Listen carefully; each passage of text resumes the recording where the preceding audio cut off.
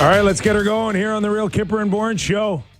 The Kypreos, Justin Bourne, Sammy McKee, Jake the Snake Schultz, Derek Brandeo, Ethan Jaja Gabor, Leaf Hour edition. We're live on Sportsnet 360, 590 The Fan, streaming always on Sportsnet Plus, Spotify, Apple Podcasts, and YouTube. All right, boys. There was a good build-up to Toronto and Detroit last night. Yep. And from a Leaf perspective, you're disappointed that they weren't able to win it in regulation. How you look at the point, especially when you look at the standings, probably doesn't make you feel that great either, eh, Sammy? But pretty fun game to watch. It's not like the Leafs were cheated out of chances to win this hockey game. No, it was a good game. I think a frustrating game. You know, we talked about one of those typical ones. Sammy, you texted us at one point there that it just felt like they stopped playing. And I don't know how accurate it was that it felt like they played for a point at one point, but you're getting into the third period, and it kind of felt like hanging on a little bit, and you got what you wished for. Yeah, it just felt like the last, I don't know, maybe they were good the second period, but the third period really felt like, I don't know what the shot attempts were or what the shots actually were in the last period, but it just really 20-6, I think, between the third period and overtime. 6-0 in overtime. Brutal. It really just, I don't know if it's a plan. They're trying to play shutdown hockey, or it's just that a guy who was claimed on waivers is in mid-December is leading them in ice time again. Yeah. I don't know if it's personnel. I don't know what it is, but it's happening every third period. They're running out of gas. Yeah. OT, the record, they're 7-9 in overtime this year. And considering all the talent on the roster, kind of a bizarre set of outcomes there. Why don't we check in with Craig Berube and have him tell us a little bit about their OT struggle? Clip one, please. Clip one. Yeah. There's, I think more so you can work on it, but it's about video and what we're doing. I mean, he's got overpowered there at the end and they ended up scoring on it. But. Got overpowered there at the end. Kip, curious to get your thoughts on, the Cow Insider moment there. Yeah, my thoughts are we shouldn't have our surprise faces on when a 20-year-old kid who just played junior hockey in London mere months ago gets overpowered in a critical moment in a hockey game. Yeah. Yeah, and it was tough. We actually were kind of clipping Cowan stuff throughout the night. It's almost like he doesn't think he's going to get leaned on. That's a big man in the NHL bearing down on you, though. But yeah, Cowan, but it's expected, JB. It's expected. You're learning. This is your year to make these mistakes. That's what rookies do. Make them in the AHL. I don't know that listen, I'm not trying to be hard on Cowan, but it's not, I don't think we get to hand wave away a free point because a guy's learning. Why is he in that spot? No problem. You're the general manager now. Mm-hmm. Take him out of that spot and put who in? Well, and that is, I understand. It is. He's the best you have, my friend. A lot of it is injury-based, too. You just haven't had a full roster, so... You live with those mistakes because you don't have anybody better. Well, I mean, you have better... I don't think Matthew Nyes played in overtime. He could probably handle being leaned on a little bit. I understand. I'm not talking about that specific moment now. I'm just talking about the generality of having a 20-year-old in your on your roster, and then what are the expectations? What can you live with? What you can't live with? But you cannot ever forget that this guy is 20 years old.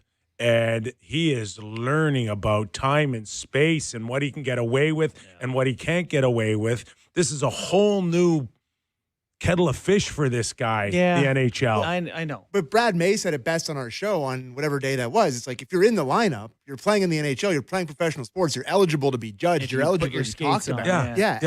And you're eligible to lose your confidence. Yeah. And you're eligible to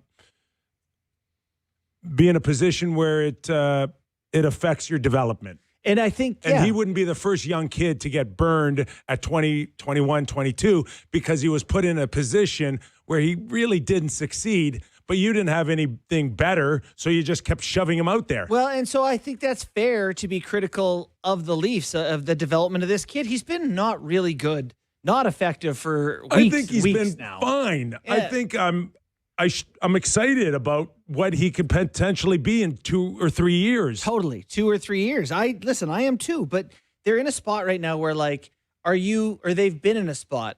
Was Quillen going to give you that much? First off, if you're fully healthy, Willie Nylander's in there and Cowan can come out. Now you got 12 forwards.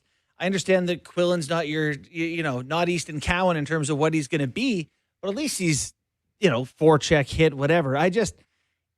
I feel like they've messed up the handling of this kid this year because they haven't had enough guys behind him to help him out, because now you're putting him in spots where, that's devastating last night. Now I'm on here making him sound like I think he's a bad player. I don't, but I think he's been handed too much. To Kyper's point, I think a big part of this comes down to the roster construction. Yeah. That if you're going to send out Easton, he's been getting shifts in overtime all year. It's not like this is a new thing for him, right? I think he scored 2 overtime winners this year, or maybe he definitely scored an overtime winner this year. He's had shifts in overtime. So it's not like this is a new thing that they're doing without Willie. Right. But it's just at this point of the season when these points are so crucial, and especially last night when it's this divisional game, the difference between going back 6 or all the different things that are there, it's just a bit of a splash of the water in the face that you're leaning on you're supposed to be this in your cup contention window, and you have a 20-year-old out there on ice. It's just oh my God. So it sucks for him. But it was a bad play. We shouldn't be that surprised. That's all. That's the whole point. Yeah. When you put a 20-year-old kid out of there, and I don't know, has he played one game with the Marlies? Right? Did he get a game in? He got sent down. Did he played 2 games with the Marlies. 2 games with the Marlies, and then hey, come up and contribute now in the greatest league in the world. There's going to be moments like this. And part of it is salary cap construction. I know that when teams have looked at who are up against the cap, you got to get entry-level guys on your roster who can contribute. That's just like the way the math has to work. If you got guys who make double-digit millions, you need some of these guys. And so, you live with some of this, I guess. But you do. And how many coaches have we heard over the years that, that guy, he won't play the young kids. Won't play them. Yeah. Scared to play them. Well, that's why last night. Of course. That's why. Yeah. That cost the team a point. But if you have a deeper team, a team that's solidified a playoff spot up until now, you live with that, right? Yeah. You live with it as just a learning experience. And even though that they're on the outside looking in at a playoff spot, Leaf fans need to live with it too, right? Well, what choice do you have? Why don't we listen to the coach? Let's listen to Craig Berube clip 2 on Easton Cowan. I thought he made some really good plays tonight. He does good things, and there's things he has to do better. Typical young player in the league. There's plays where he's got to recognize there's nothing there and make a strong play, and he makes plays. He's made some good plays tonight again, and it's normal. Young guy. Where he's at, got to get stronger, better decisions at times. So he's there. Yeah, he certainly sounds like he understands what he's dealing with. Getting the sense of cutting the audio from Berube sounds tired, boys. He does. Doesn't he? Doesn't it? It's just, I don't know. It just feels like this stretch of hockey, and everybody's playing it, so I can't. We follow the Leafs. We talk about the Leafs every day. Yeah, they play so much hockey, and I'm not making excuses for them. I don't want to they got to be playing better. They need the energy from him, though. They need an injection of something, and it just now. I'm sure you saw today, Kyper, CJ reporting that Oliver Ekman-Larsson probably not going to be playing for a while. Carlo tweaked something apparently last night. They are hanging on by a thread. Is Dakota Mermis around? Is he alive? Where's Dakota? What's Rafai up to? Boy, Henry Thrun. It's time to bring the Thunder. Yeah, it's not something that you could just hang your hat on solely because It's an Olympic year. It's crammed. This January has never been busier. It's insane. It's insane. Every team. So I don't know if we go to the Olympics. Out of all those named players that they sent out on the release a while ago, maybe a dozen of them are on the IR. Yeah, it's going to get worse. There's still 8 games to go per team or something. So it's funny, the Leafs' top 5 earning defensemen include Chris Tanev, Ekman Larsson, and Brandon Carlo. Like, you're not going to have 3 of them in what is unequivocally the biggest run of their season right now. This stretch leading up to the Olympics. And so and that, like I said, I love everything about Jake McCabe, but if that guy's playing 28 minutes, 28 minutes. If Jake McCabe is playing 20 minutes for your hockey club, you're not making the playoffs. No. Did he play 28 last 28-09. Oh, I 28. I 09. assume a career high. I can't imagine he had a minus 29-minute game. 9 in his last 6 games, if I'm not mistaken. Yeah. I love that player. I love the guy. Right? Minus 9. Like he's another one clamoring for the Olympic break. Well, what's crazy, too, is prior to that -9 stretch, 28-09. he was the best plus-minus guy on the team. He was the only guy with his head above water. I think he's still plus 14 or 15. Right, like he's their best. Right? But you're right. It's like of late, he's getting filled in. And then you watch last night, arguably one of the best pair in the National Hockey League right now. And you mentioned Mo Seider on that game-winning goal, but that's hard to compete. It's hard to compete against a team like that if those guys are out there 25 minutes a night controlling pace of play. It is becoming, as you watch the evolution of the NHL and where the Leafs are falling behind the teams. You know, let's be frank. Just last year, they won the division. They were one of the top teams. They've been very good. And Detroit stunk. So now, complete role reversal. And it's a top pair thing. You look, that is where the Leafs are falling behind. They have as much top-end talent. They're scoring with everyone. There's 12 teams, and I went over a list of top guys, but there's 12 teams, 15 teams that have a top pair that's like, those guys play 28 minutes and love it. Or 25 minutes, whatever. I have to say that they do still look a lot like the Red Wings to me. Like they look. Yeah, they're no worse. I actually think they're better. I mean, they look like the Red outside of Wings. the top pair. But they just have Mo Seider, who's unbelievable, and they now have John Gibson, who's a combination of Hasek and Waugh now. Yeah. Because he's just like, he was unbelievable last night. He looks. That was a good goalie battle last night. Let me ask you this. Both guys were good. One more thing on Mo Seider. Yeah. Just last night, Matthews made 40 great plays. It was either Matthews is going to score or the Wings were. That was the whole game to me. Yeah. And he had one sort of semi-breakaway where Mo Seider caught him up and just like, no, you can't do it. Yeah. He's a stud. Anyway. It's just a random question about Gibson. Do you guys think that there's some GMs watching him now in Detroit being like, whoops, maybe it was Anaheim sucking? Like Edmonton? Yeah, like Edmonton. Did he not want to go there? That's an interesting question. Was there something about him? He's American? Yeah, he Yeah, was he's American, not waving or something. Can you quickly look up the price that Detroit paid? Because I don't recall it being anything Here, I'll look right now. too crazy. Clearly, Anaheim wanted to. Peter Mrazek and 2 draft picks. What were the picks? They were Peter Mrazek, A second and and a fourth and a second. Who wouldn't have paid that? I guess. Right? Lots But, of people hey, wouldn't pay it. If A lot of people thought he had best before date, was long ago, and he was on the downside. But well, you watch him. It's like no wonder they win every night. Yeah.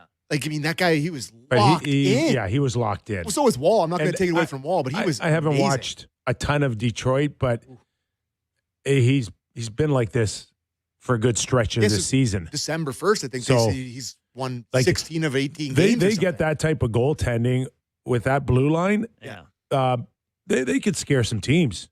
Definitely. That's interesting. Well, I think what really You scares guys were the panel. Your panel last night. Great job last night on the telecast. Thank you. But a few on the panel say like they're going to fall off the cliff here. Yeah, I just think the reason they won't is they're going to add, right? Like they're going to, they have so much money to spend, so many picks, so many prospects. If all of a sudden they also have, I don't know, Kadri.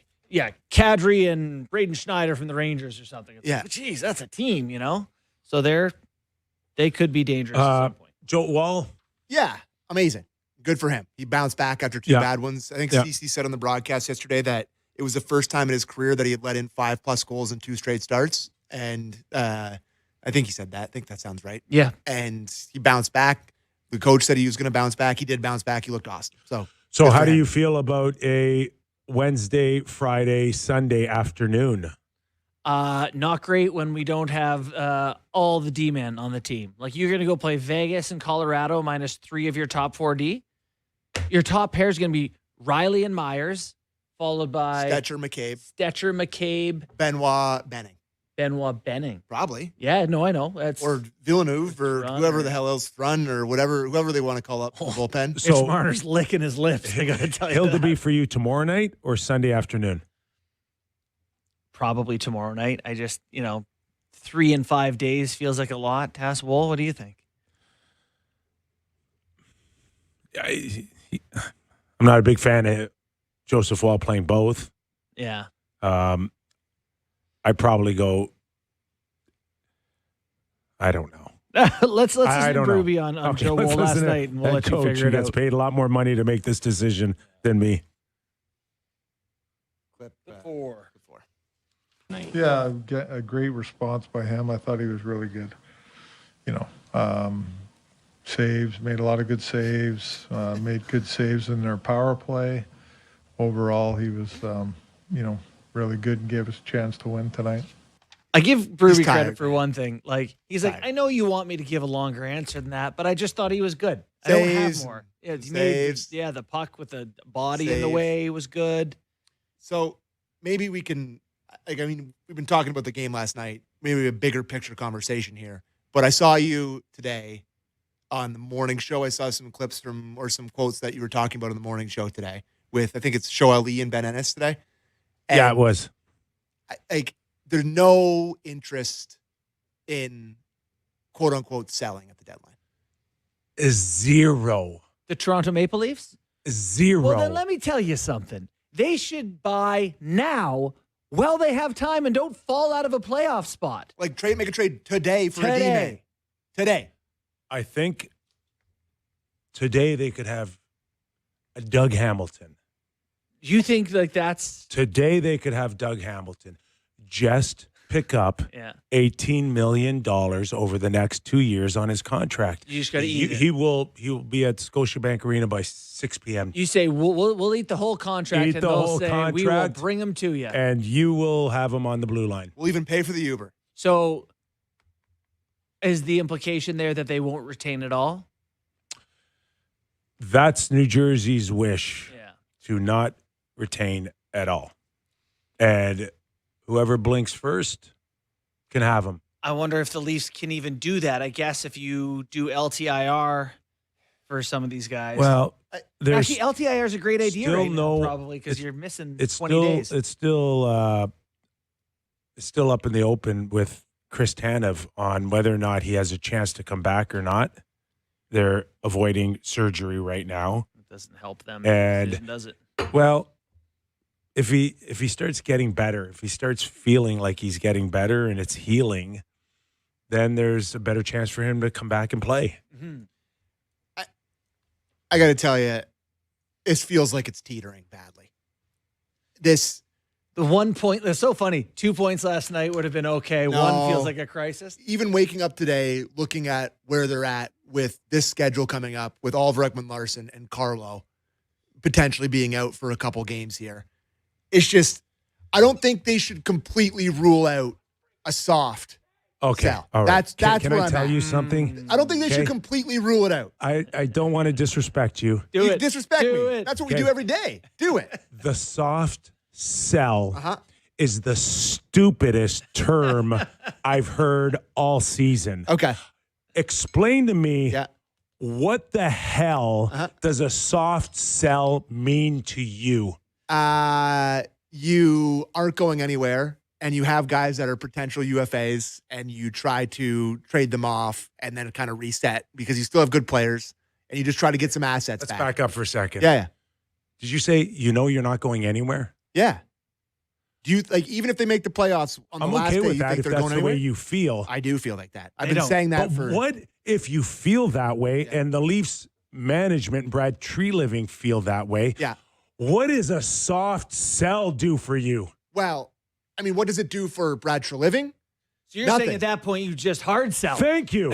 Thank you. Sell it Either all. you're going to dump Okay. or you're going to hang in there. So if what's you the- tell me right now, a soft sell is that you get rid of Nick Robertson. McMahon, Robertson, Lawton. Don't do it. McMahon, But Robertson, that's not a soft sell. That is taking a third of your forwards and dumping them.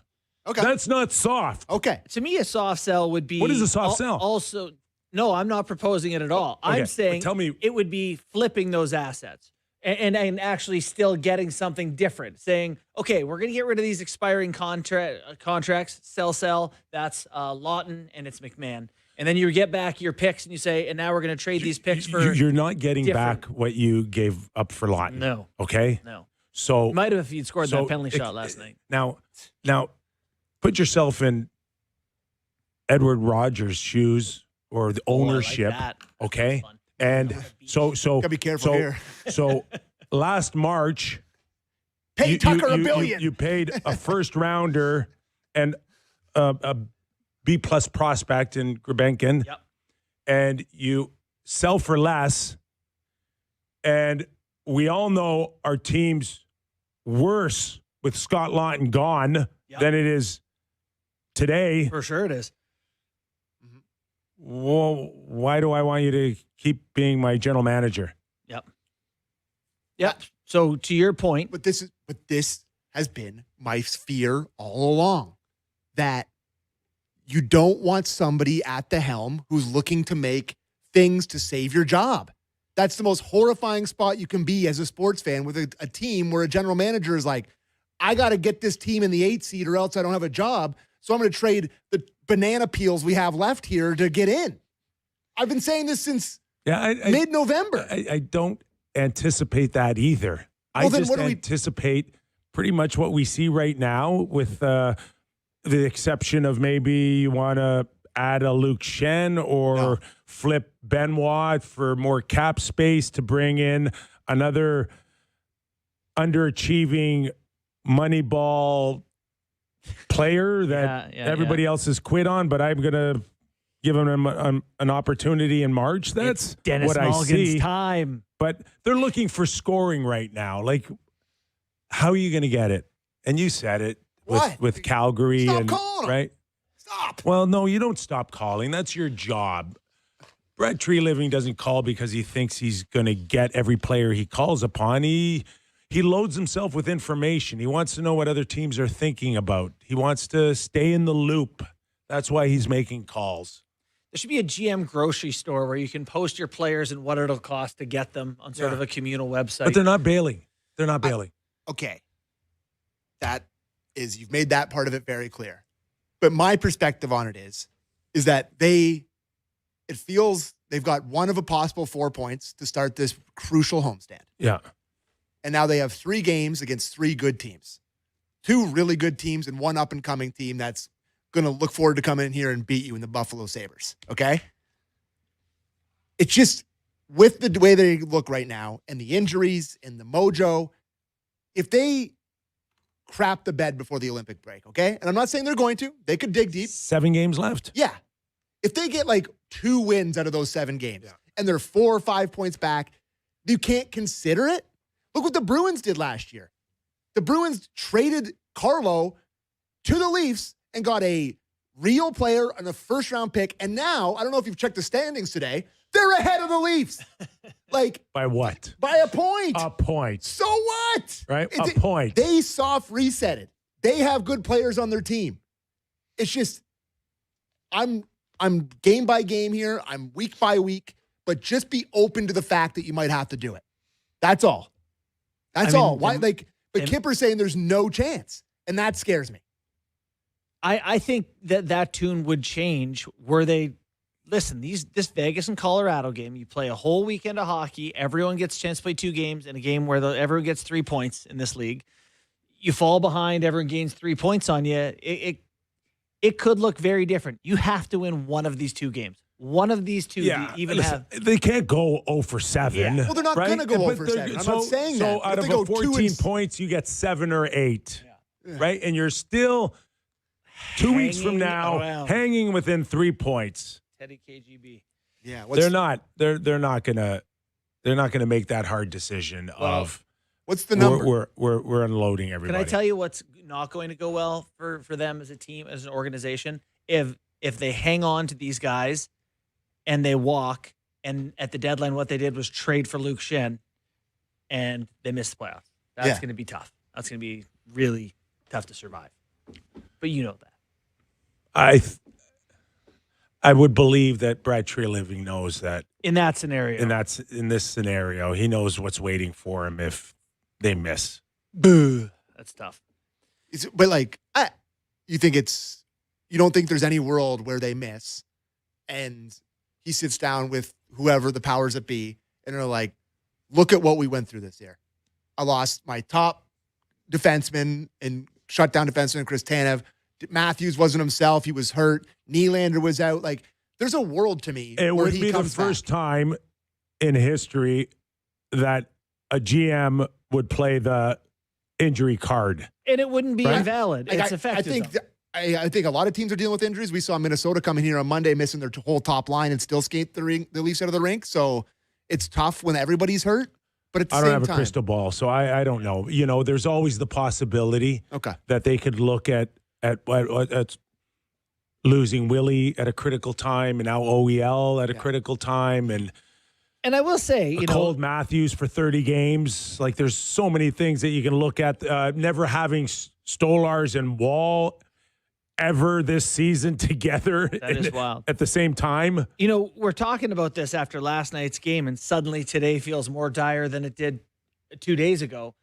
They played pretty well for long stretches of the game. I thought they were the better team in the second period last night. Some of the underlying numbers liked their performance fine last night. It's just, the runway is so short. That's it.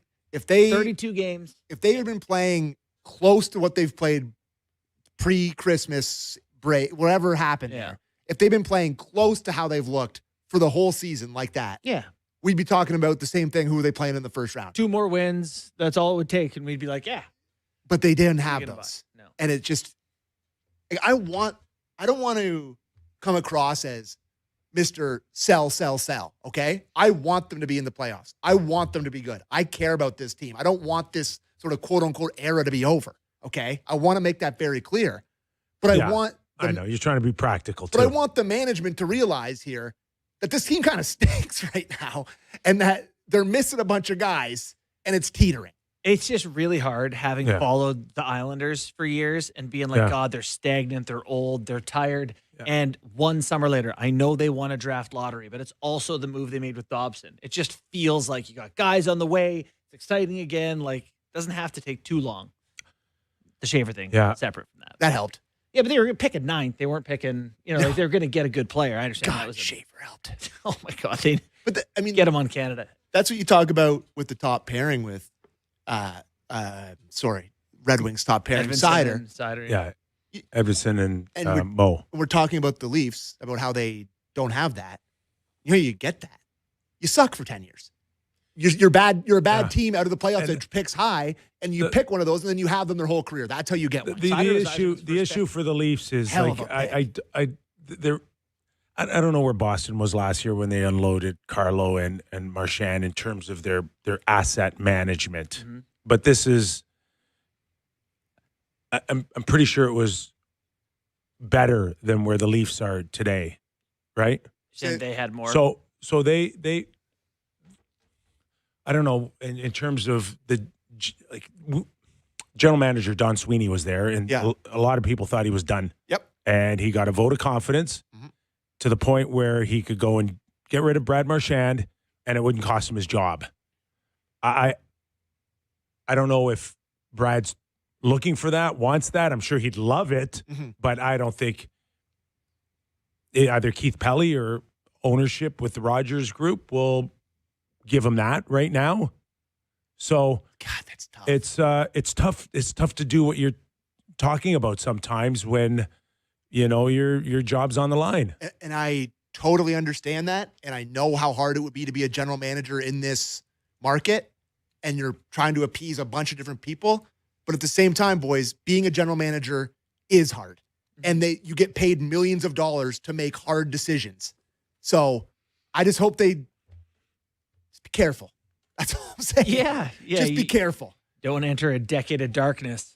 To, spend your first round pick trying to get Nazem. Might not be a decade, but it could be 3 or 4 years. Sure Like, could. I watched the Canucks. I mean, they won last night. Congratulations. I mean, I watched some of those games they're playing. I'm like, oh my God, I'm not ready for this. Please. Like, we're not even going to have a show if they're going to get rid of our show. The Grinch song, stink, stank, stunk. Whether they were Stanley Cup winners or in the basement, they're not getting rid of us. Careful what you wish for. Easy, Harva. Yeah. All right. Okay. Hey, before we go, Scott Lawton shoot penalty shot. I liked him trying something. I know everyone's going to hate it, but I like that he actually tried to show a little skill because he has it. He said he was too tired. You want to play the clip? Let's play the clip. It's a funny clip. Scott Lawton on his penalty shot. Clip 1. Did you consider going full clapper on the penalty shot? I was too tired. I should have faked a broken stick and let Matthews go or something. That's good. I tell you what, though. If by chance... This is the worst call of all time. Well, first of all, it's not. If you are tired, just wait it out. Broken stick, shoelace, whatever the case is, buy as much time as you want. Yeah. He's trying to get back to the forehand, just loses the handle. I think the highlight of the night for me was the line by Chris Cuthbert where they were on the penalty kill when that happened. And he said he looked like he was still trying to kill the penalty. on the way That's he good, was man. ragging the puck That's out really there. good. It was like, he wasn't trying to be... If you would have had money on it, would you have betted on a clapper?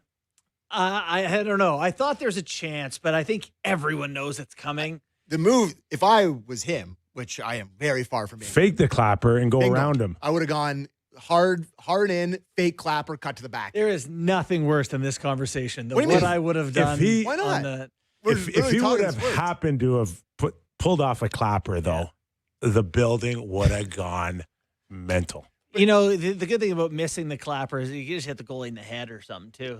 There's other fun Something exciting outcomes. might happen. But But then they still would have won the game if you got Gibson out of there. That's right. why? I feel like I'm What? talking about this too much. But why do these guys go so slow? Do you think it's because they're bad at hockey? No, it's He's an not epidemic. that guy, though. The first Everybody thing I does it. said Yeah. was, I appreciate him trying something new, Yeah. but you're not that guy that I I know. watched on that penalty shot. He wants to you're show a you lot of that he guys. You want to be Oshawa Lottie there. You're for a lot of second. guys in my eyes, Yeah. but that guy, you are not. He was a first-rounder junior scorer who Yeah. wants to remind people, I can be that guy. And he said in his scrum, he's like, I've done that move before. Yeah. I'm like, yeah, probably against the Niagara Ice Dogs. And I'm guessing in practice it works for him. That's what happens, right? You Yeah. do this stuff in practice a million times. You're like, God, this is working for me at a high rate. and the difference between a breakaway and a penalty shot, I mean, you can't even. Yeah. What A did lot of you- nerves in those moments. What did you like on the clip on Coach Berube's top line? What did I put in there? Yeah. On his top line. I don't even I know don't what the hell that is. Let's play it. Clip 3. Dealer's choice. Oh, it's on the bottom. No, you know what it is? It's not on his top line. It's on the fourth line. Play it. Clip 3. He's like, I'm not playing. Okay, guess we're up. All right. Let's go to break anyway. Okay, I just They mentioned were that good. on. I mean, they got us a goal, but just they played against one of those top lines most of the night and did a good job against them and didn't give much up and checked well and did what they do, kill penalties. So they were good. Started the game, scored a goal. 15 minutes for a lot. The one that bothered me last night was the late goal by Detroit in the first period to tie 1-1. Yeah. And you had talked prior to that on our show and probably in the pregame. They're not good starters. Detroit, they don't score in the first period. Yeah. Getting out of the first period up 1-0 compared to 1-1. And what bothered me most about giving up this goal is it came off a face-off deep in Detroit's zone. Yeah. And Matthews, 30 seconds left in the Domi, period, bud. and McMahon got caught, and Detroit ended up with 180-foot 3-on-2. Yeah. And that can't happen. Not can happen. No way against your top line. No, wasn't good. Agreed. No argument All for right. me. Okay, let's take a quick break. Sammy, Mailbag, baby. plenty still to go on the Real Kyper and Bourne show. We got Brian Lawton at the top of the hour. Yep. Dana Sinclair is going to stop by also in hour 2 on our Yes, national sir. program. Dana, of course, does a terrific job with dealing with the mental aspect of the game, mental wellness. We'll ask her about Allmark, of course, the hot button topic still coming out of Ottawa, so plenty to look forward to. But most of all, we'll focus on Sammy's midweek mailbag. I'm going to get you a uniform when this thing comes up, What do you mean? like a mailbag uniform, Okay. Like a letter carrier? like a postal guy, Pull things like out. your Mail time? Mail time? Who's the guy in What's that Seinfeld? PTI. Who's, Right. Hey, who's Seinfeld's guy? Oh, Newman. Newman. You're our Newman on mailbag. All right, more when we return after these words.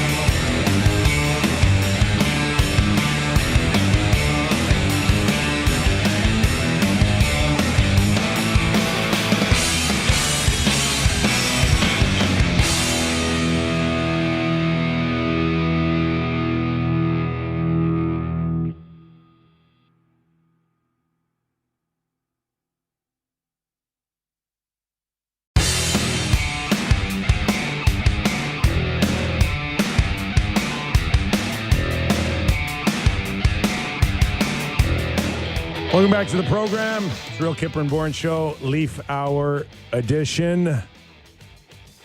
Okay. So, Okay. For God's sake. No. Just, Okay. Let me just Hold on a second here. just Let him go. give me 2 seconds here. Okay. So I came in a little late.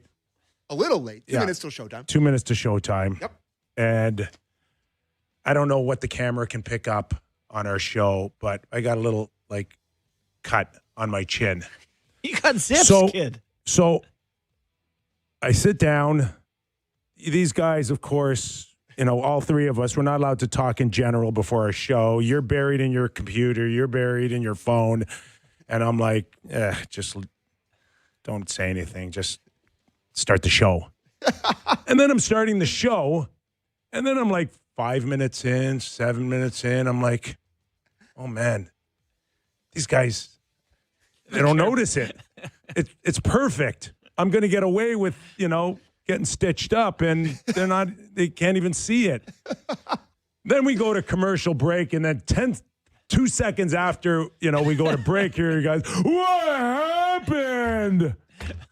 I'm like, what were you looking at? Oh my God. What were you guys looking at for 25 minutes? I'll tell you my exact line of thought here. Yeah. Is that last week you suffered from vertigo. Yeah. And I didn't want, I don't know, maybe you passed out and fell on your face and were embarrassed about it, or I didn't know, your wife punched you in the mouth. Which could happen. A real Tiger Woods situation. Not ruling it out. I didn't know if it was green light, red light, and hadn't talked to you before the show. So So what happened? First of all, you guys even come in with a Band-Aid. It's green light. You don't ever think that I'm not calling you out on the show if I see anything remotely like Okay. this. Okay. So what happened? Nothing. Skate. My Playing Thursday morning skate. Okay. My Patty throws across ice. Me and Marty go to put sticks at the same time, and it just comes right Skips in up. and just right in the mouth. And I'm like, oh, do I have to be in a dentist chair now for the next little while? But bled like a stuck pig. yeah, a and lot of blood. a lot of blood. Yeah, you get it down there, Yeah, it bleeds yeah, forever. yeah. Atta boy. Not kind of pat myself on the back, Yeah. but finished the game. Finish the game. Game-winning goal. Oh, Game-winning goal. Yeah. And then where'd you go? Finished the game.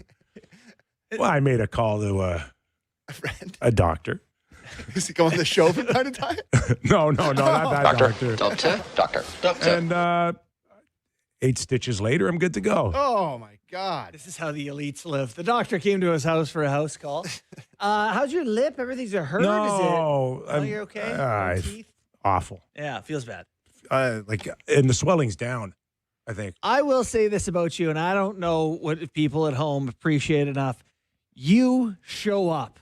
We've done this show together for this is whatever it is, year 5. You're here. You don't like missing shows. No. You don't like being late. You show up and you do the work every day. It's an admirable quality. But I like to think God, you're we're all making me like that. blush. We all it's knew- it's a great quality. we all Play the knew right way.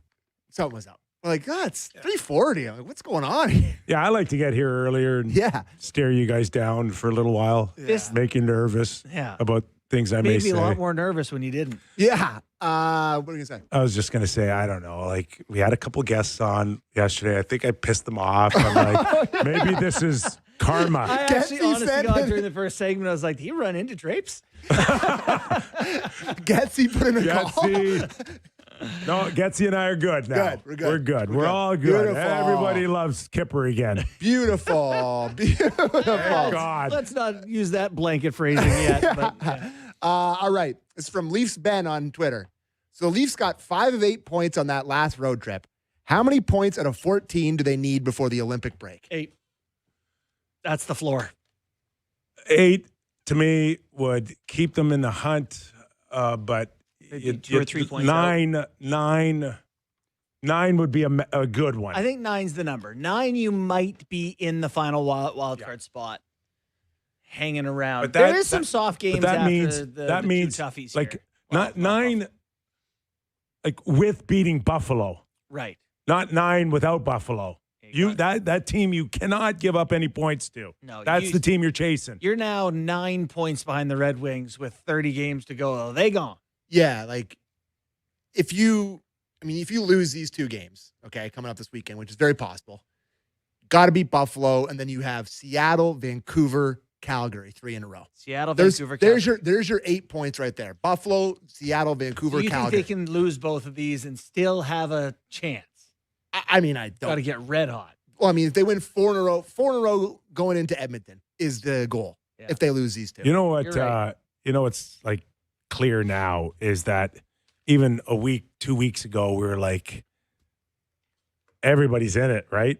It felt like everybody was in it. Yeah. But now you got clearly 6, 8 teams where you can't lose to them, and if you do, it's like it feels twice as bad now. Yeah. When you like Washington last night, Oh, you're in a playoff spot. loss. You can't lose to Vancouver. No, Vancouver is the worst team. that's devastating. It's Brutal loss. devastating. How about even Philly? Not that they really want to be a playoff team, but they had that Garnet Hathaway empty netter on his stick to lock up the 2 points, and they ended up.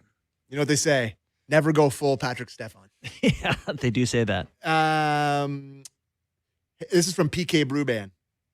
Will the Leafs team doctors attend to me when I have hypothermia at the outdoor practice this weekend? Yeah, so they news. moved it in. They moved it inside. They moved it inside. They moved it inside, yeah. Is it still open to the public? Yep. Yeah, but it's at MasterCard, or not MasterCard, Ford Performance Center now. The weather. And they got looks- some wrestlers there. It's going to be a bit of a. I'm sure our boy. Will he Edge. still go by Edge? No, The Edge. not Edge anymore. Oh, No, not the Edge. Oh, crap. Cope, Cope. right? Kopi. Yeah, Cope. His name's Adam Copeland. We know, Yeah. Thanks, Jake. But I meant like, But Adam, this goes by and Adam like, he's out doing movie stuff now. He's going to be a big movie star. Okay, The because next that's what those Rock. wrestlers do. He's the next Rock. he's a stud. We gotta But get him back on the show. Our guy. always listens to our show. I love him. Honestly, one of the most starstruck I've ever been is when he followed me on Twitter and then he like DM'd me. I was like, what? Like, this guy. Big shout out to our buddy Adam. Okay, this is an interesting one. This is from Spencer Rivers. Cowboy is a hot topic right now for obvious reasons. But can we stop with this narrative of him being young and immature every time his performance is down? Celebrini leads the charge of tons of players way younger than him. Okay, Yeah, stop it with the comparables to 19 and 20-year-olds Okay. from a generational kind of talent that comes around once every 10 years Okay. to a first-round pick who's got some good upside. Okay. I just thought that was I interesting think- perspective. I think that does void the comparison, or Celebrini's a different animal. This is from Leafs Ride Along on X. If you're not rebuilding, why wouldn't you re-sign McMahon, Lawton, Stetcher? If you're middling again next year, you should have these players available with term and a much higher price at the deadline. When you don't have the assets, the Leafs need to learn to keep/build them. I would say that I'm not saying it's one of the ways you get in trouble with your salary cap is when you overpay middling to bottom end players in your roster. When you overpay the middle guys. You rarely get in trouble when you give a star player too much money, unless you give 4 star players too much money and the salary cap stops going up at the exact same time. But rarely is that a problem. Are you speaking from experience? Leafs are going to re-sign McMahon. Oh, you think so? Oh, yeah. Really? Yes. You're saying that pretty definitively. Yes. Like soon? 4 years, $18 million. I don't know. Whatever. I'm guessing. what- I'm not saying what I Do it wanted. tomorrow. I heard some things. Do it next month. Do it this summer. But you can't find those guys. What about I No, would argue you can't. You can. You can't. No. He's a power forward who's got tremendous upside. And yes, there might be a consistency issue, but you can't go out there and replace a guy that can skate like not that. for nothing? That size, that shot, and you just hope and pray as early as next season it all comes together. But you cannot let him walk out the door. Kyper, he's not 24. He's 31. You need No, he's players, 29. Sammy. He's 30. He's 30. I think he's He's almost 30. He's turning 30, if he's not turning 30. 30. I thought he was 30. He's currently 29. Okay. Yeah, he's turns turning 30. A little younger than I thought. So, Still, I yeah. don't know. He kind of is what he is. I'd just be afraid to give him $4 million a year. That's it. The other thing, too, is the cap is going up. Yeah. So whatever you had in your mind on $4 or $5 million players Well, is now Like, Yeah, he's a 3-3. old. He's like a 3-5 guy to me. That with the cap going up, I'm like, all right, he's a 4 guy. yes, you know? exactly. The 3 to 4 now is 4 to 5.5. One more here, and we went the whole hour without Marner, but I'm going to do it right now. Jeremy from New Zealand, formerly of Meaford. So I guess our boy Jeremy and Meaford moved to New Zealand. Oh, well, that's quite the move. Hey, bud, a Maple Leaf mailbag question. If the Leafs don't make the playoffs, despite all the reasons why, do you think most fans will boil it down to Mitch not being there because of that? Do you think Brad Treliving's job will be at risk because of how that asset was handled? I don't think it'd be looked at as just that. They were a 108-point team. Mm-hmm. You know, they had a lot of good going for them, but it's certainly a I'm not hanging Brad Treliving on Marner. Okay, Marner. The making of Marner leaving was years in the making. Yep. So, would Brendan Shanahan done a few things differently when he gets his next job in New Jersey or wherever else there's opportunities to? Just think of what Brendan Shanahan has learned in the last 10 years about giving contracts up to young players or no move contracts or, all of it. Mm-hmm. Like, incredible learning experience. Mm-hmm. And that's not on Brad. It's fair. But I think maybe Jeremy from New Zealand / Meaford was more alluding to the fact that I think there will be a section of the fan base will be like, lose Marner, he can't make the playoffs. Actually, I think it would actually come a lot more from outside the fan base. I think It fans didn't help. but I think fans of other team will be like, ran him out of town and ran yourself out of the playoffs. Like I think that'll be a common That narrative's going to be around for a few years. Yeah, I know. While we were talking about that, I looked up how long does it take to heal a lacerated kidney? Just trying to figure out who in this team the team is missing, and forgot about Dakota Joshua. Yeah. Yeah, he was playing well too. Yeah, he's starting to find it a little bit. Big body. Few weeks for minor tears, several months for long severe injuries, mild cases 2 to 6 weeks, strict activity restrictions for 1 to 3 months. CeCe said on the broadcast yesterday that he had ran into Dakota Joshua and that he told him that he might be back on the ice pretty soon. So that's encouraging. Yeah. That's encouraging. Usually when you're on the ice, 10 days to 2 weeks. Yeah. So there's a chance they could see him this year still, which would certainly be helpful. It's just the timing of the injury rash here is really bad. Come on, Willie. Well, I'm proud of us, boys. We'll save the Marner for tomorrow. I got nothing new to say. Me But neither. okay. Me Oh neither. my gosh. Got to do it We're again tomorrow. doing it again tomorrow? Oh, I think we better. Oh, the people what they JD want. Bunkus all day today. He'll be I was doing in the it. going to get stitches. Guess and, what? He'll be doing it all day tomorrow, too. Oh, my God. Give Bunk credit, man. He Maybe we leans get into Bunk. the issues of the day. It's what we're supposed Maybe to. we'll get him for 5 or 10 We minutes. should get Bunk. I'd like to straighten him out a little bit. No, I'm not doing that. Oh, yeah. No. Yeah, you may. We got the Leafs line tomorrow. Oh, yeah, call the Leafs line. 416-413-4141. That All sounds right. right. Top of the Pizza, hour, pizza, Brian pizza, Lawton, former NHL player, and Dana Sinclair, Dr. Dana Sinclair. More when we return. Don't go away.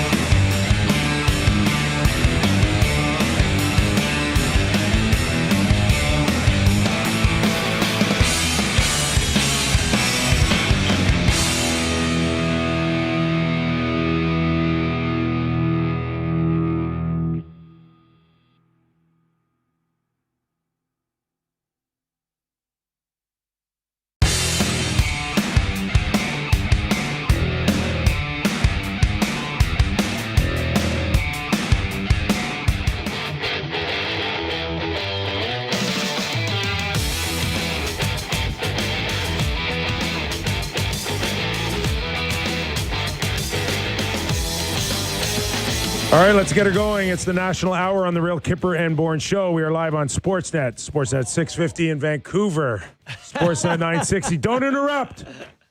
Streaming always on Sportsnet Plus. And if you miss our show, you can watch it on YouTube.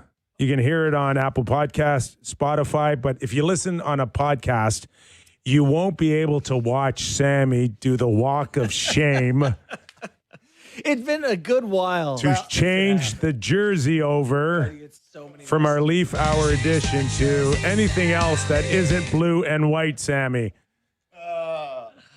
Where is our Zsa Zsa Gabor Did Zsa miss it today, to give you a warning, Sammy? Oh, we're going with coming off a big win here. Look at the sweater going up. A beautiful the Vancouver Canucks. Henrik Sedin. There you go. I'm not going to bury Zsa Zsa. Zsa Zsa has been on it every day for me. He's told me that to change the jersey. And today he didn't. Zsa Zsa's been on fire. Today he didn't. Joining our show. He doesn't have to do it every day. I am an adult. I should remember. So I take full responsibility. They call that accountability, I take full responsibility for not changing the damn jersey. Sorry, guys. This hour of Real Kyper and Bourne brought to you by Bet365. In a few minutes, we'll welcome in former NHL player, agent, and general manager. How many guys can say that? Not many. Brian Lawton can. I don't know. We'll get into a ton. For those of you just watching the show for the first time and noticed my chin, I took 8 stitches today in a hockey game. Do you still get money for those? My co-hosts here, like, they were too scared to mention it. Like, you honestly thought, like, my wife may have punched me out. Of all the ways that you as a person could end up with stitches, there's at least 2 ways we wouldn't want to talk about on air, and that was certainly one of them. So, listen, I'd be lying to you if it wasn't a weird vibe when you came in here, okay? You came in you're usually like, hey, boys, like very like jovial. You came in at 3:57, quiet as a mouse, kind of hid your face, and then I went on there and I looked at you, and I didn't know if it was something bad. I didn't want to make fun of you. The fact that you didn't bring it up you. either was reinforcing to me that we're not talking about this, We love you. but we're talking about it. Yeah. Vertigo a couple weeks ago, Yeah. 8 stitches on my chin. I'm grinding out the winter. January's a tough month. Put on a face mask. Come on. Like, I know it's cool to go vise, but just put on a bird cage. do it. Why not? I can't do it. Because he played in the National Yeah. League. No. I wore a visor forever in No. beer league. I get hit in the face. I'm like, yep, that's I don't good. want- Yeah, Time but for a you're cage. Schlub. He's Nick Kypreos. Yeah, I put on a cage, bro. You're on TV. You're on TV. Look at that mug. You can't come in here looking I like refuse to do a Band-Aid on this thing, okay? Not happening. No, you got to You air it could out. look geekier if you put a Band-Aid on your face. Others can do it. Yeah, not you. I can't. Can't do it. No. Just get the one that Danny Heatley used to rock. Remember he had the one that was a visor, but it like came down to like here. It's an open fish bubble. Yeah. Yeah. Not happening. Never gonna happen, eh? It was a freaky accident, too. Well, it's always that play where you extend the Yes. stick and it skips up. That Ramps happens. up like an Evil Knievel jump. That happens That's all why the you time. need to bail out on all confrontations on the ice. That's what good coaches say. How about the Canucks? Good for them. Finally got a win. What if they had lost 11 in a row? Yes. That's a high number. It really is. You know, And that's then tough. And then JP Barry went on with Donnie and Dolly. Yeah, that was interesting to me. He basically Lots said, of talk about Pedersen. Yeah. He said 9 out of 10 times, it's just a bunch of rumors and there's nothing there. Listen, he's He didn't leaving. call this He's leaving. like this year. Well, this year, this summer. He wasn't there's happy when they were good. There's just. Yeah. Is there any world that you look at the Vancouver Canucks going, okay, we're going to do this rebuild and we're going Petey's a part of the solution. No, we're going to build it around Petey. No. Do you think the No. Rangers would have So interest? it's over. Think the Rangers No, I would think have but they may have to try to get rid of JT Miller. Oh, imagine they traded them for each other again. Oh, that'd be electric. The Rangers might have to get rid of JT Miller. Maybe it's an option, right? Are you building around JT Miller now? Oh man, there's a tough point in your career where you're like, is it You me? see, Is it there's me? windows Yeah. with groups, and if you miss the window, who gets to stay? Who gets to go? Does JT have no trade protection? I would imagine. Those really shouldn't come into play for too long. Yeah, he has If you- no move clause. If you if you approach it the right way, I think. How many more years in his contract, Borny? Just so many. 4 more after this one, and he's currently 32. I think there's been times in this show where all of us have been fans of his when it's going good. Totally. But, God, you'd be scared trading for that. Yeah. Like, you'd have to have a strong, ironclad room where it's amplifier, and you need to – that's just a scary one. Yeah. With all that money left. Anyways. It's funny. Go ahead. Yeah. I was just saying, it's funny when you look at a lot of these trades, big names, go both ways, Philip Hedl, JT Miller, and you go, oh, both their teams kind of knew something about these guys. Like, I know people know that Hedl was, prone to injury, but he's like career risk right now. Yes. Like, can he continue for to sure. play? You know? No, 100%.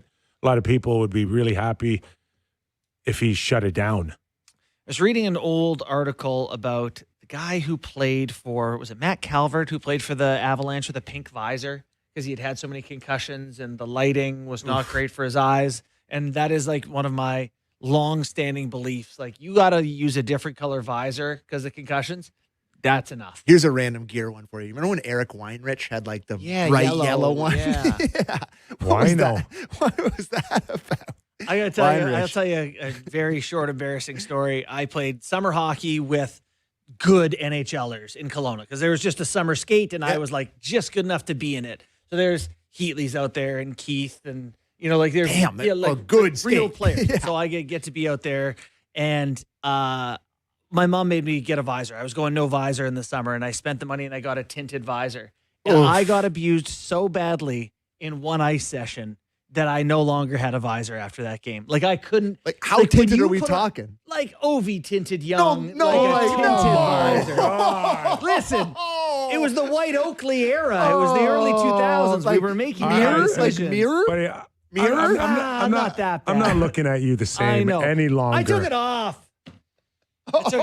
But either way, like, those gear statements in hockey are not. Just black So skate, you're the black worst bucket. player in the skate in a Yeah. tinted visor? Oh. Like, you Hey, can't do that. a little later, remind me we're going to have a discussion on Tom Wilson. You heard about Tom Wilson, with the dress code in Washington? No. Oh, yeah. He's all over some of these kids. You want some in a suit? Buddy, hard fines. Oh, your generation loves that. Suspension. His Suspension. generation. I love it. All right. Suspension. Okay. Brian Lawton, as promised, former NHL player, agent, general manager, joins us. Lots, how are you, my friend? I may not look it, but I believe in the dress code for NHL players. So I guess Tom Wilson hasn't liked a few of the outfits some of the younger players have worn, and the fine or suspension is shirt and tie, I think, for 2 weeks. Oh, if the outfit's bad enough? Yeah, I like it. Honestly, as a general manager, believe it or not, this is also one of the many things that you must weigh in on. And the best way for this to be implemented, literally, is to have the players do it. Not even the coach. Let the players regulate themselves. And then just let them run wild with it. It's just one less thing you have to worry about. I always thought look sharp, play sharp.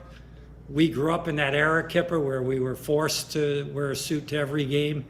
But I have noticed recently, certainly the last few years, seeing guys after games, it feels like you guys are talking about tinted visors and pickup hockey. That's what it feels like. So And that's not right, in my opinion. lots. Yes, good point. Very good point. We're in Montreal one night, and we hear we're calling up Darren Langdon, and Mark Messier finds out that Darren Langdon does not own a suit. We went out on St. Catharines. Yep. Mark Messier, $1,200 Hugo Boss. Shirt, tie, belt, shoes. The kid comes in with his bag, brand new suit hanging in his stall. Oh, that's nice. That's a hell of a Love move. it. Right? Leadership. If that had been you or I, it would have been tip-top. Poor Tip Top Hey. just took a stray. A very solid Canadian company over the years. Hey, where would graduation be apologize without if Tip I've Top? I apologize if I've insulted any of your sponsors. All right, let's change gears a little bit to the Olympics and teams limping in. One we cover on our Leaf Hour edition, beat up on the blue line. So my question to you, Brian, is that I think it's not a secret that this was going to be an issue moving forward, but has it gotten to the point where it's become such a big issue that either the Players Association or Gary Bettman or some of the owners go, oh no, we need to revisit this thing in another couple of years? I think it would have to be on the radar at this stage. You don't ever want to see anybody get caught short-handed over there. It's obviously doubly challenging when you're playing across the big pond, as opposed to if it was in North America, like we saw, with Thomas Harley, even though he may have not been geolocated tremendously close to the Four Nations, he was still able to pop back in as a late addition. And that would be something that would really cause a lot of hesitation and trepidation for the guys trying to put these teams together. I think it's something they should look at. There's so many different storylines with this. I look at Seth the NHL Jones owners. For the NHL owners who have a business and rely now on playoff revenue to make the difference between a loss of $5 million or a gain of $5 million. Like, I appreciate that the players want it, but if it's going to cost me a potential playoff scenario, I got to think that they're not that happy about it. I'd say, honestly, Kyper, the genie's out of the bottle. I mean, I was fortunate enough to play in the World Juniors. I played on 3 national teams. 2 of them were Canada Cups. 1 of them was a World Championship. And they're just things you're really proud of. It gives you memories of being a kid when none of us played this game for money. We just played it because we loved it. And even though we may have wanted to make it to the NHL, it's still not why any of us started out. So I think that now that the genie's out of the bottle, owners would really have to put their foot down and steamroll the NHLPA. You're exactly right in your point. It makes no sense for the ownership. And yet when you talk to some owners, some of them don't really care. They love that their guys are playing on a bigger stage in theory than the regular season of the NHL. The Olympics are global. The attention that it brings to the game is incredible. Is it always worth it? No. When you see players like JT get injured in the past, you see the stress that it's putting on now just to, finalize teams. It's a massive inconvenience, but I've always given the NHL a lot of credit for allowing it, because they do need to allow it. But I also am quite familiar with how badly players want to do this. Well, it's interesting watching like other sports and their attempts to globalize their game because they want to make more money. So you look at the Major League Baseball and you got a couple of Asian players who are fantastic and they're massive successes and they bring in massive dollars. A whole new market comes with them when you bring them to the Dodgers. We tried to do that here with the Toronto Blue Jays.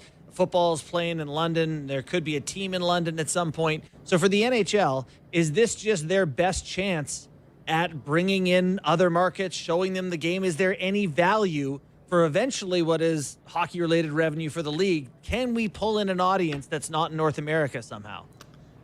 You never hear about it, but, the NHL is making a lot of money around the world.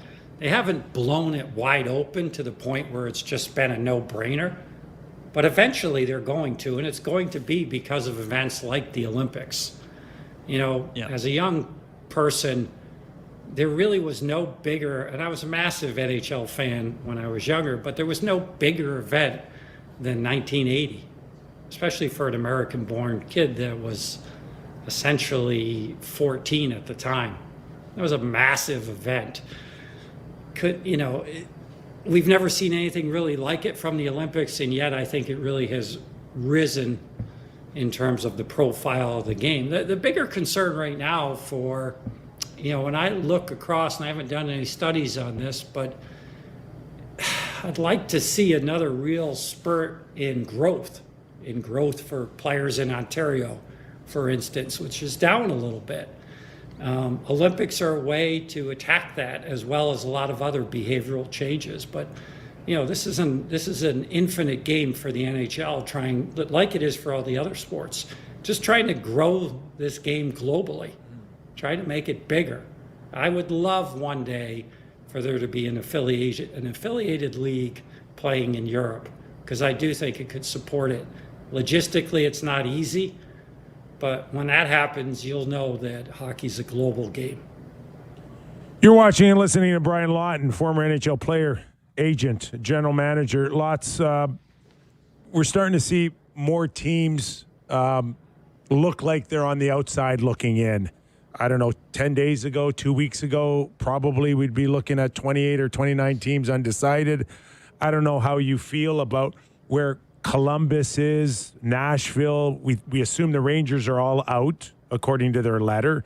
Chicago's out. The Flames are out. The Jets, we don't have contending, do we? The Blues, Canucks. Does that mean more players up for sale? Will we see a heartier trade deadline, pre-deadline before the Olympics? What are your thoughts on that? I don't think we'll see it much hardier, but we will see some things happen before the deadline.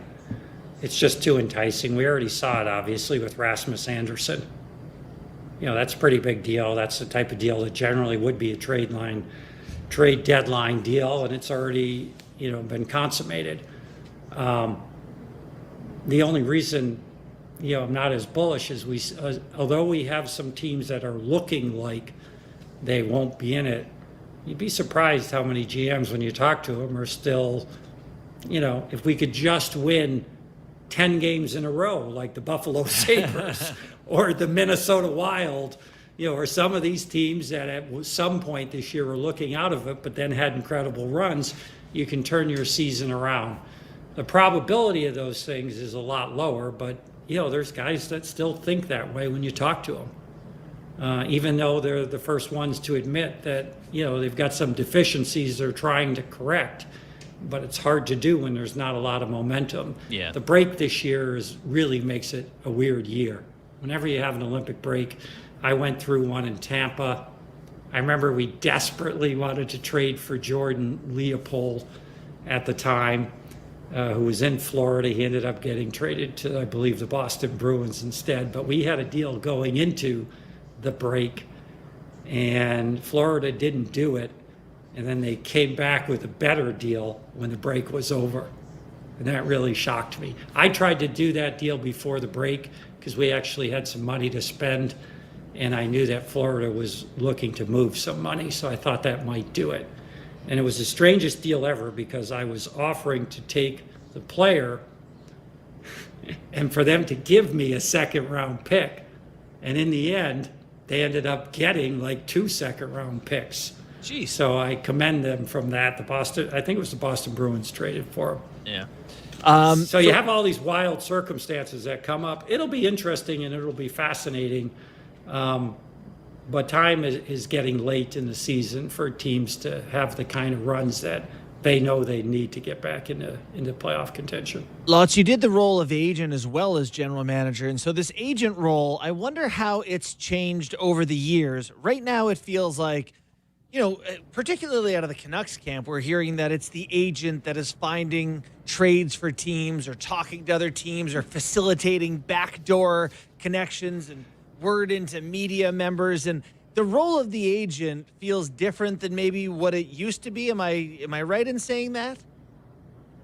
You're 100% right. You're feeling that a couple of things are changing in the NHL. One is that teams are becoming more reluctant to want to trade even for good players just as a rental. And conversely, that's giving a lot of power to the player. Yeah. We saw that with Rasmus Anderson, who potentially was going to end up on a team in the East.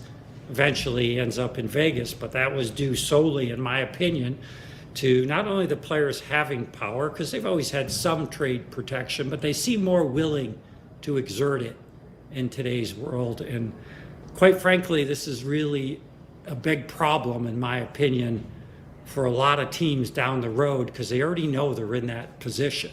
You could go through and find really good players, and they've been there for a long time, and they may not be staying if their fortunes haven't already included some serious winning.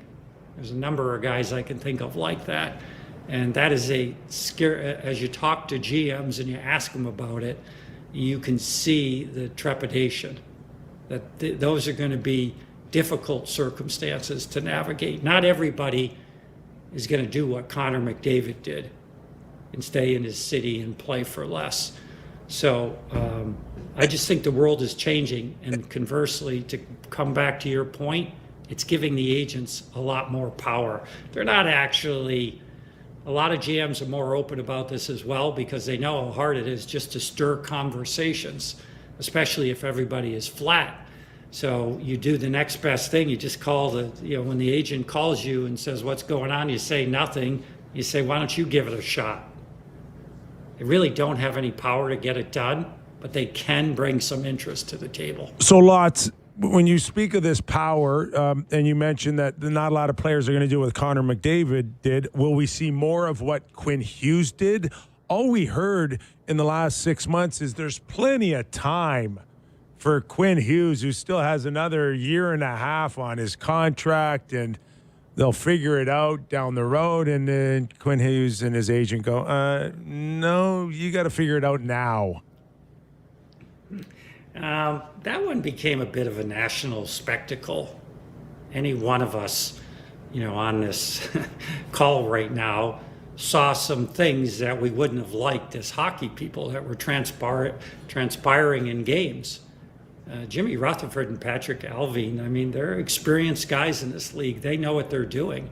They did not like the way it was going. What you're saying is true, Kyper, and yet at the same time, I haven't asked Jimmy or Patrick this, but I would suspect that they saw the writing on the wall and they weren't going to wait around for this to get worse. They actually, in my opinion, made a pretty strong deal, as strong a deal as you could under those circumstances. Yeah, those are that ended up being decent. It's going to be funny to see how many assets they have if they do it with a few other guys too. Yeah. Well, one move recently that caught my eye, I wanted to get you to weigh in on for us, is Josh Doan signs a contract with the Buffalo Sabres for 7 years, just under $7 million a season. Doesn't have a long track record, but this is more common now. What are your thoughts on this sort of trend in contracts for guys who haven't really proven it in the NHL for a long period yet? A couple of thoughts, and they won't both make sense. More teams doing this and taking more risk. But in Josh Doan's case, I've watched a lot of the Buffalo Sabres game. We just all had him undervalued, I'll be honest with you. He's gone there and played terrific. Should we be surprised with the character of his father and the career he had?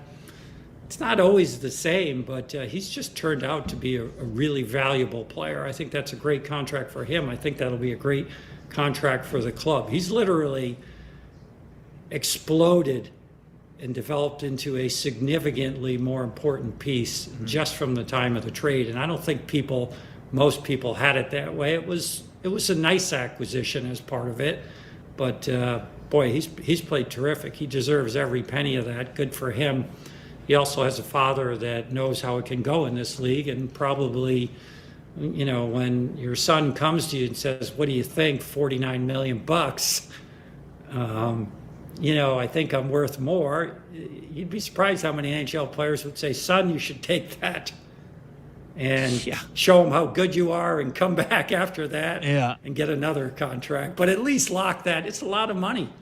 It really, truly is. And I think it's a good decision for Josh. I'd be curious to hear what Shane had to say about it. But at the end of the day, he's just played terrific for Buffalo. And I do think teams are absorbing a lot more risk in today's world, which, that's what you're paid for when you're managing a team, to make these huge decisions for the organization. Some people, they're not all going to turn out, is what I'm trying to say. But I do think on a whole, if you know your player, it's the right thing to do. It's not getting any cheaper down the line.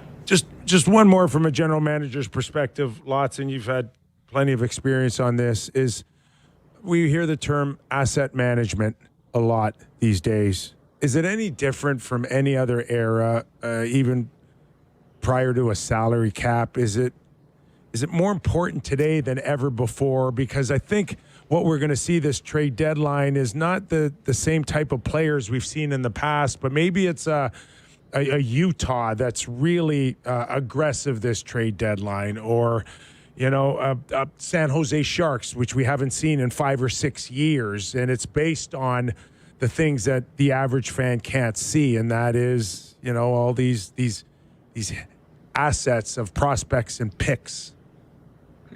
The NHL is significantly different. I mean, if you think of the era, we had Espo, Cliff Fletcher, Slats, just a group of guys that were so Harry warm and fuzzy. Sinden. Harry Sinden. They were so warm and cozy and friendly. These are the days where you could trade your player and then they'd send them back to you in the off season if you had a little playoff run. The league has evolved from that now. There's so much, and people would barely even notice those things if you looked back. There were players that would get traded and then they would end up back on their team. And it was like a favor. It's like you two guys are buddies and one of you is out and the other one's still in. So I'll give you this guy. Just give him back to me later. Give me something. It's all changed now. And there's so much information and there's so much just analysis of what everybody's doing that it does make it more complicated. There is a lot more pressure, but GMs are also a lot more aware that in a salary cap world, you can get away with rebuilding, certainly retooling, but it can't go on forever. The ownership groups look at this as, look, we've all got the same amount to play with. We expect to be competitive. You may have started a time when the team, I started in Tampa when the team had finished last. So you have a little bit of runway, but it's not as long as it used to be, that's for sure. You've got to get things going, and general managers recognize that, and they are trying to be more active. But in general, my takeaway is there's still a lot of guys that are very hesitant to make big moves. Well, really go out on a limb where you could get fired. Yeah, in Tampa, it did with Stamkos and Hedman. That's for sure. Lots great stuff, man. Really appreciate your time. We'll do it again soon. Fantastic, guys. Great to see you. Thanks for having me on. Thanks, lots. Appreciate it. Brian Lawton. Good stuff. Yeah, I wrote today in the Toronto Star about just that whole dynamic of the Quinn Hughes thing and how these stars, and you've mentioned this, how much you like the power that they have and how much they can dictate now.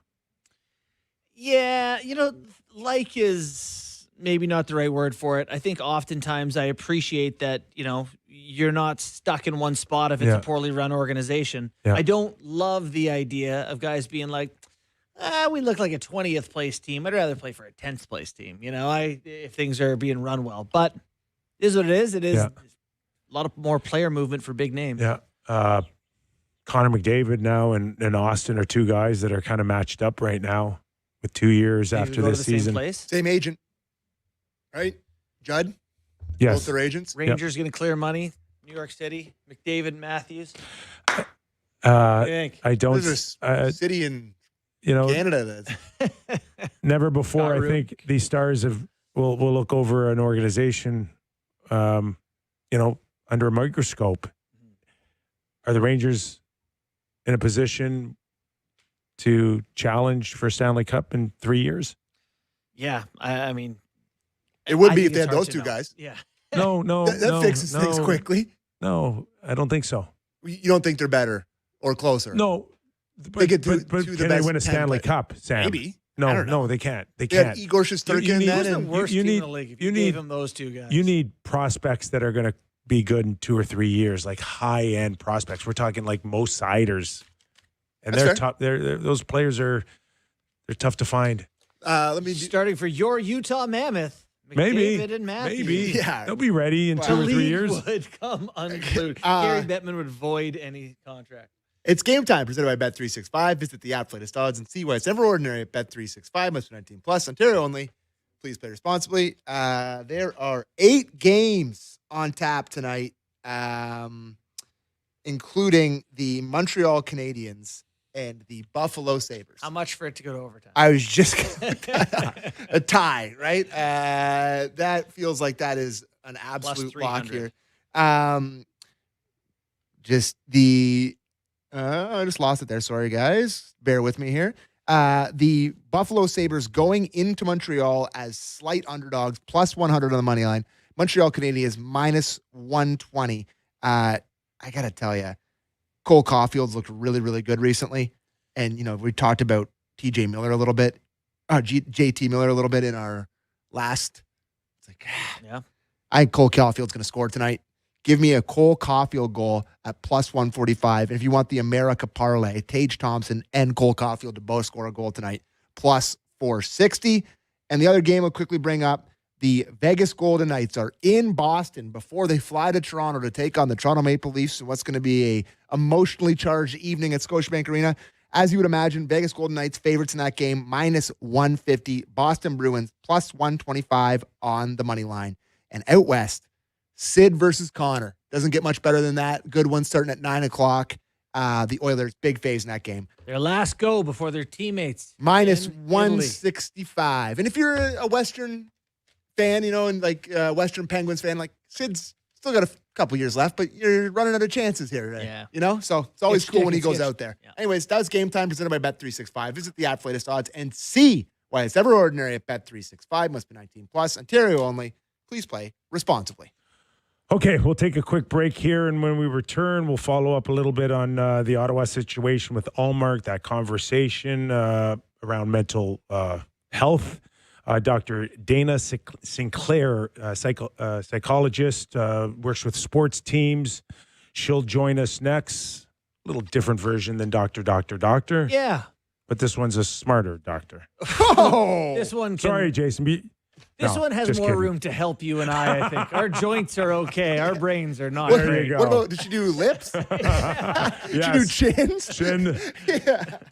All right, that when we return. It's Real Kyper and Bourne.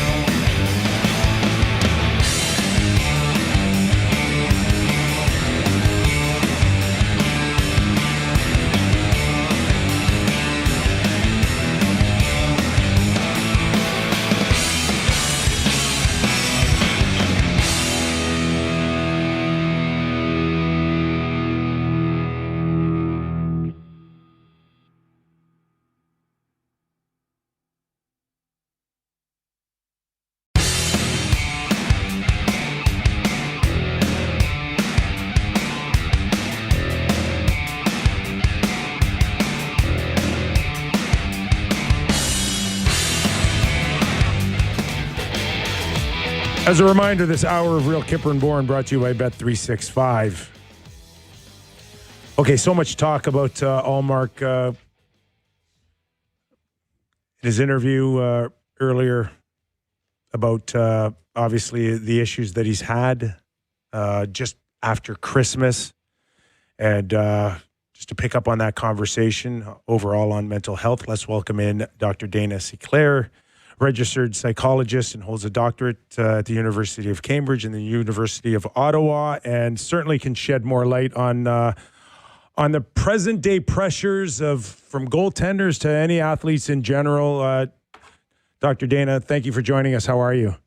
I'm pretty good. It's nice to see you guys. Yeah, thanks. Let's just start on just the challenges of today's athletes compared to maybe years past. And in particular, we've seen some goalies taking time off. The latest one, of course, Linus Allmark in Ottawa. And just, is it different today opposed to yesterday or a decade ago, longer, in terms of what they have to deal with on a day-to-day pressure? And, does this revolve around social media? Like, what are your thoughts on that? Well, there are all sorts of factors that can, add in and help somebody in terms of getting anxious and worrying about expectations. But really, mental health, it is a pretty hot topic these days, but which is a good thing because, we want to open up the dialogue a little bit about how we can help people learn to manage their emotions when it counts, when there's pressure. We all have pressure. As I always say, no matter who you are or what you do, you're always going to have pressure moments. So we've all got to pay attention to our mental health. Just sometimes you're on the right side of it, and you've got to be able to do something or know what to do when you're on the wrong side of it. So I don't know that the pressures are any different. I mean, people make certain kinds of money. They worry about results, but people have always wanted to do well. Everybody always wants to be great. So no, I don't really think it's that different. It's just we're getting better at talking about it, and there's more strategies out there that we can grab onto to try to help ourselves when we do find those pressure moments. Thanks for joining us, Dr. Sinclair. I wanted to get your thoughts. So, the public conversation on mental health is night and day different from 10 years ago, because there is one. It's, Correct. The words come up all the time. I wonder how you think that has affected society and athletes generally. I think sometimes we have, a 10-year-old or a young boy will come up against something and be like, I've got anxiety. It's like, you feel anxious about something. You've got a project due or whatever. How is it, I guess, how is it affecting how we think about how we feel? Okay, well, there's a difference. There's clinical symptoms when there's a real illness going on, and that's when people really need to sort of check out, take a break, refocus. But we all deal with subclinical symptoms all the time of anxiety, depression, whatever you want to call it. It's just when it's a daily thing. Sometimes it's okay, sometimes it's not. People are talking more about it, so sometimes people get a little bit, I think, over the top in terms of how they're describing their feelings. Because we've all got to learn to shift when we drift. We all get into mental clutter. We all get into some anxiety here and there, some tension, worrying about what people think, all of those things, worrying about results. So I think we've all just got to sort of settle down a little bit, keep talking about it, learn what it means, and either go talk to someone. You can get it from help from a friend, from a partner. Doesn't have to be a therapist or anything like that. Sometimes it's just talking a little bit about it, getting a strategy or two, learning how to fix yourself and move on. As far as the gatekeepers to the game, either a coach or a general manager, a president, do they need to be better educated on identifying when it's mental health and when it's just a player or an athlete that needs a good kick in the pants? I don't know that they need to be better educated, because I think we all need a kick in the pants here and there. And I think the individuals are pretty good these days at saying, hey, you know what? I need a little bit of support here, a little bit of assistance. I mean, all teams have somebody around that somebody can go to and say, hey, I'm not sure that this is going very well for me. What can you do for me? So I don't know that they need to be all that better educated, people pretty much know when somebody's having some trouble. Yeah. I'm happy to get to ask this question because we were talking about it the other day on our show where, if you're a coach in the NHL and your job is to squeeze the most out of your players, you got to get the most. Someone came here who was a star player when they were younger. Well, you can find another 5% out of that guy. And when you lean on all your guys, 20 guys, 25 guys, there's going to be a couple people who it's too much or you're struggling to find the line. That's a real challenge for coaching today, right? Is how to find ways to get more without pushing anyone to the point where they're hurt by it. Right. But do people these days, do coaches really push people that hard? I'm sure they yell and they scream and they demand this and they demand that. But is that actually wrong or bad? Well, that's a great question. Is it? Well, and I'd love to hear that maybe it's not wrong to get yelled at as a player, because I think sometimes it's helpful. Well, you are going to get yelled at here and there if it's ongoing and it's punitive. Obviously, that's not going to help. That's no good. Correct? Right. Yeah. Right. So individually, though, like the clients that I work with, whether it's a NFL quarterback or a Formula One driver or a surgeon or a big-time musician, what we work on is actually having to deal with that pressure that you're going to feel. And usually you're going to feel the pressure from yourself because it's really meaningful. You want to do a great job and you get caught up in, as they say, the mental clutter that can derail us in the moment when we really need to get to our skills.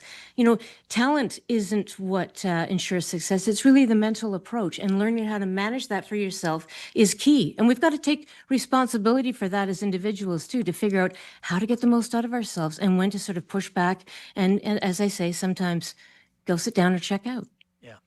You're watching and listening to Dr. Dana Sinclair, registered psychologist, working with sports teams and athletes. Doctor, when it comes to the timing and all of this, and we didn't hear from Allmark for roughly 20, 23 days, somewhere in that vicinity, and he spoke in his interview about being in a dark place, and I'm just wondering now to see him in front of a national audience explaining all of this, when mere weeks ago, he was in a very tough place. Is there sometimes you can look at it and go, okay, maybe that's too early or that's the right time? Can someone bounce back in 2 or 3 weeks and be ready to go in 30 days? Some guys have disappeared for months, sometimes needing half a season. Is there a right or wrong, or is it just a very individual thing on how much time someone needs to be reset, if that's a term? I think it is a term, and I think it is very individual. It depends on what's gone on in the past, how that person deals with things personality-wise, right? What's the maturity level? What's the perfectionist level? What is, how confident are they naturally? All those things factor in to how someone can move through something and how quickly they can. Sometimes it's just very brief. And of course, in this situation, none of us know the details, so I wouldn't want to comment. Yes. Dr. Dana, I read your book, Dial In. I reference it often. It's very good. Are you bestseller?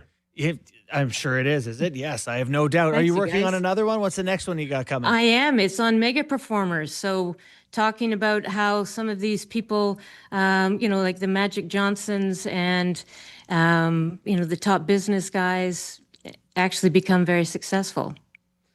Yeah, Magic Johnson did okay for himself. He did. So just, talking about those mental keys that allow people to move forward and deal with the pressures and the stress of their careers. So Dialed In, as I mentioned, a bestseller, and now recently released in paperback. Is that correct? That's correct. And we have a mutual friend in Kevin Hansen who also worked on my book, Undrafted, and somehow we still speak to him, right?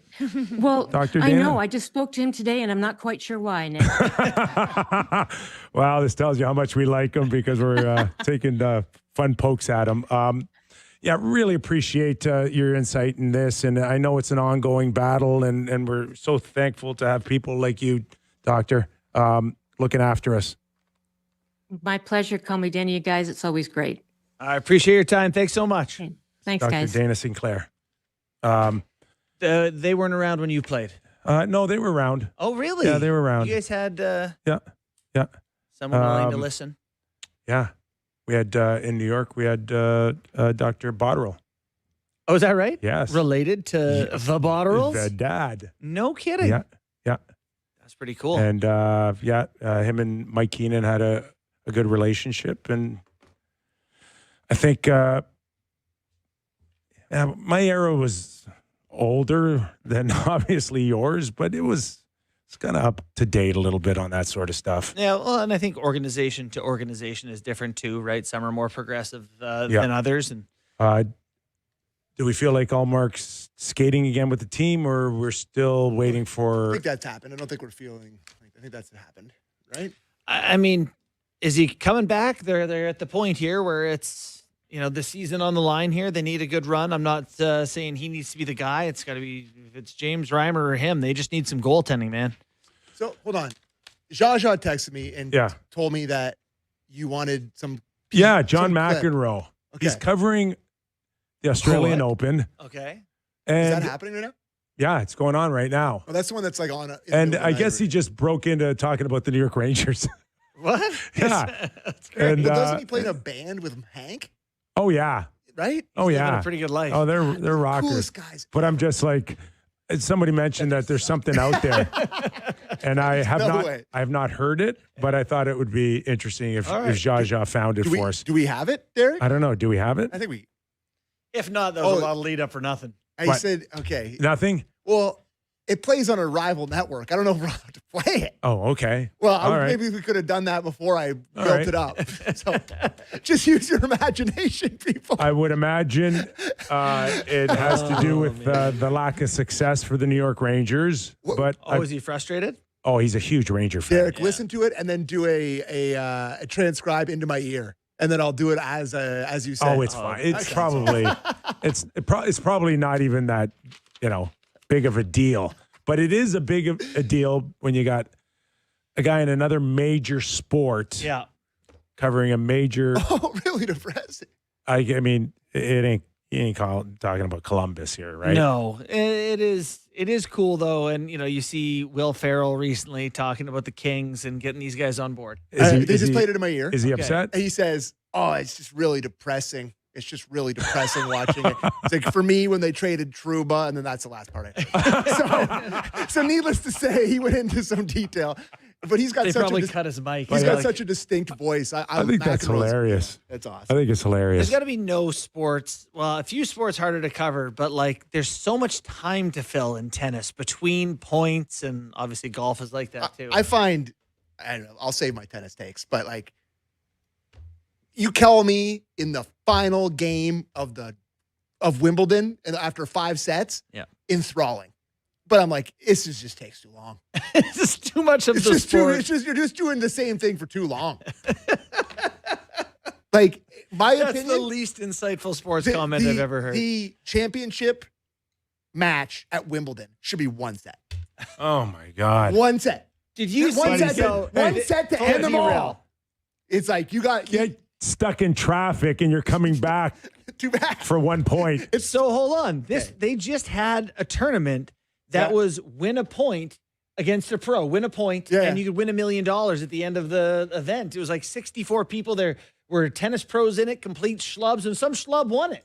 Really? Yeah. What happened? You can hit a long ball and it can I be think out by Sinner this double much. faulted in the thing. No. And yeah. This has got to be AI. All right. I'm gonna find it. Also, I just wanted to say that you were talking about your gear, Bourne. Yeah. Off the top about how you wore a tinted visor. I was actually able to track down a picture of you at Kelowna. I don't know if you could pull it up. I don't know where we found this How picture. cool God, is you, that? you really look like Ovechkin in this You're picture.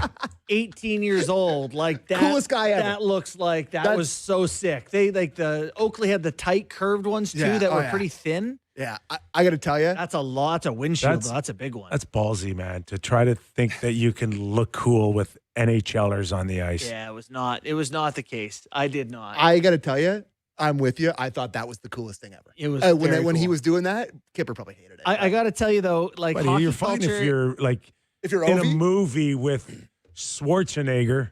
I gotta tell you, hockey culture the way it is, though, if you were in those games, like all the guys who played in the NHL wore their jersey inside out, no logos, like you didn't want to look like you didn't want to seem boastful or like stand out. So a visor like that is particularly arrogant. I also once brought out a buddy who tried hard. Oh, that's even worse than the visor. He's trying hard for like 22 minutes, and guys are talking about it on the bench, and it was actually Wes Walls lit him up. Lit him up. Just lit him up. Just said, no contact game. Kid was trying too hard, and they ended that. Oh, yeah. That's tough.